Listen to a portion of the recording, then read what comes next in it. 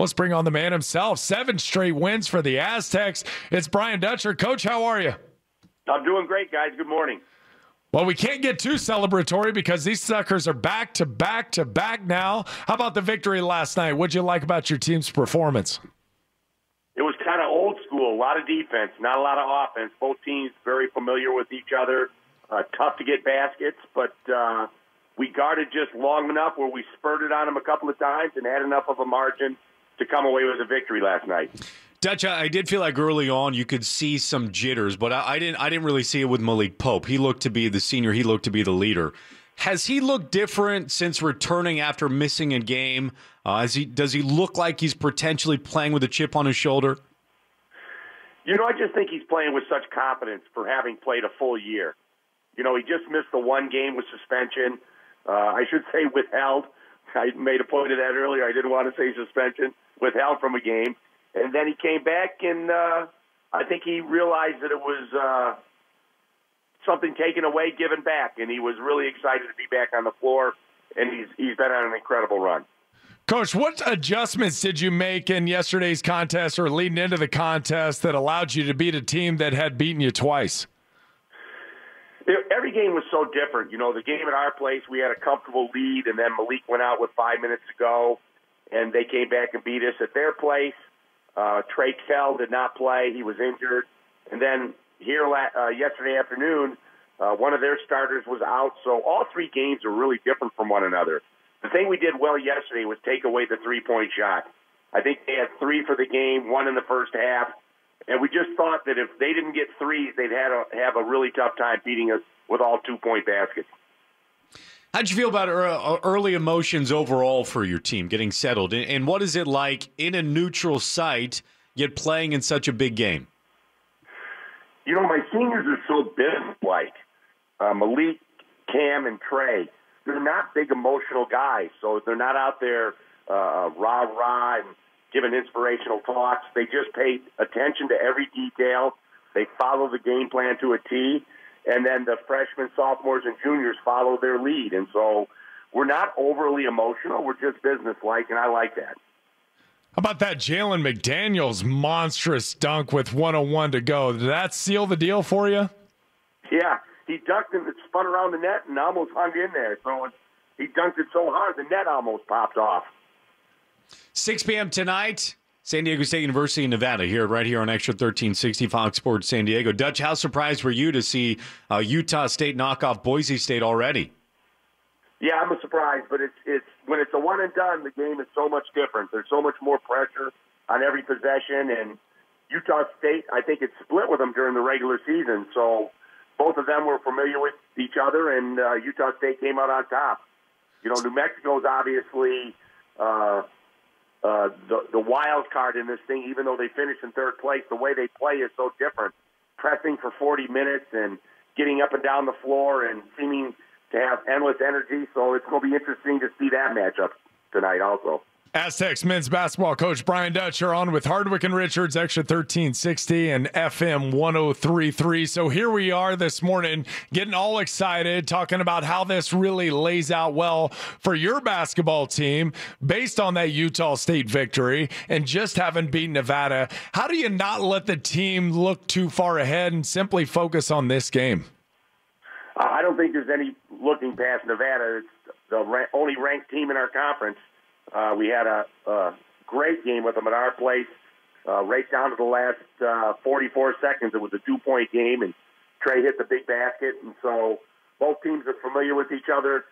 Both teams want to prove that it wasn't a fluke that we won at our place. They think our home crowd was a huge factor in that game. They don't know if we can beat them neutral, and I hope the Aztec fans are here, and it feels like a home game for them. Dutch, do you have this guy will not beat us against Nevada? Is there one standout player? I know you've got the Martin brothers, but is there one name that you circle and say he will not beat us, or is that why they're so scary because they have so many scorers? The thing we did the last game we played him is we just did not let Stevens get a lot of threes. And that's hard to do because at 6'7", he shoots over you. But I think he had 2 in our game. And as much as you talk about the Martins and Jordan Caroline, we just feel like we have to take the 3-point shot from Stevens. It's easy to say, it's hard to do, and we'll see if we can take those away from them again tonight. So that was a big thing yesterday, too, is taking away the threes. Was a good practice run heading up into Nevada, who's a better shooting team than Fresno State? Yeah, you work on it. You work on the sets they run. You know, you work on switching some things, not leaving a guy. Sometimes you say, well, why aren't you in help side defense? Well, if the guy's that good a shooter, sometimes you sacrifice some help side defense in order to be closer to a guy. And so we did a good job on Stevens' last game, and we'll try to do the same this evening.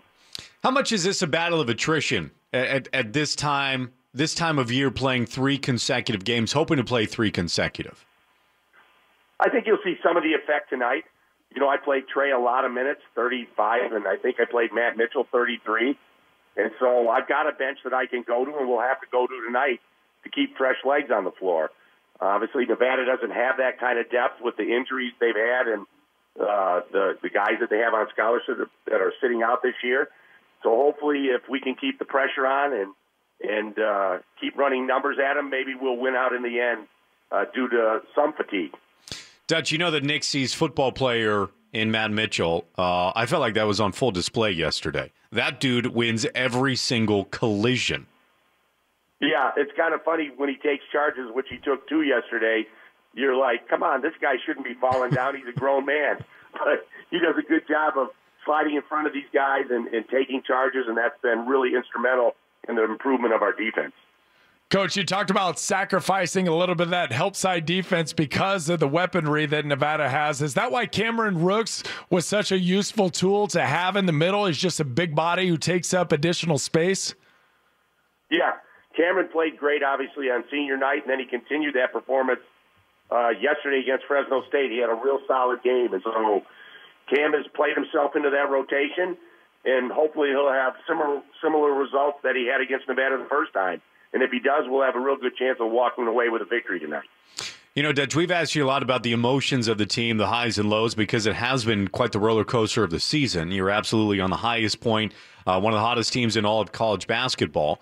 But do you think that the emotions of your team really helps in kind of tournament play like this, where a Fresno State victory doesn't feel like this enormous victory to move on to round 2 because your team is so even keel that they'll have a very similar approach against Nevada tonight? Yeah, I have a team with great confidence. They feel they should win every game, and so they feel they should beat Nevada. They're not feeling like we have to do anything out of the ordinary to win tonight, to pull an upset over a ranked team. They think we're the better team, and so that's the key to basketball. You have to believe in yourself, believe in your teammates, and right now the Aztecs do.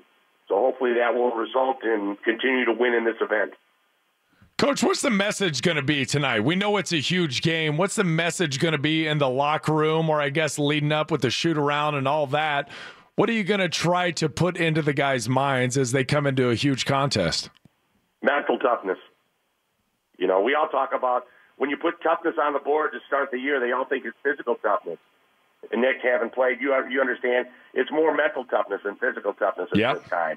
So when things don't go well, if we hit a bad spurt, how long will that last? How mentally tough are you to overcome adversity in the game and to stay focused and play your way back in it? And so we talk a lot about mental toughness right now. You know, Dutch, there's a statistic here that we've been talking a ton about that we don't think enough people are talking about. And Matt Scraby has been poring over box scores to make sure that that our listeners know this one. You guys are now 3-1 at neutral sites. I mean, that's a big one, Dutch. A lot of people aren't talking about that. You had to do it. Hey, we're 3-1 at neutrals. Hopefully 4-1 after tonight. There it is. That's right. Go get him, Coach. Best of luck to you. We'll be cheering hard and watching, of course.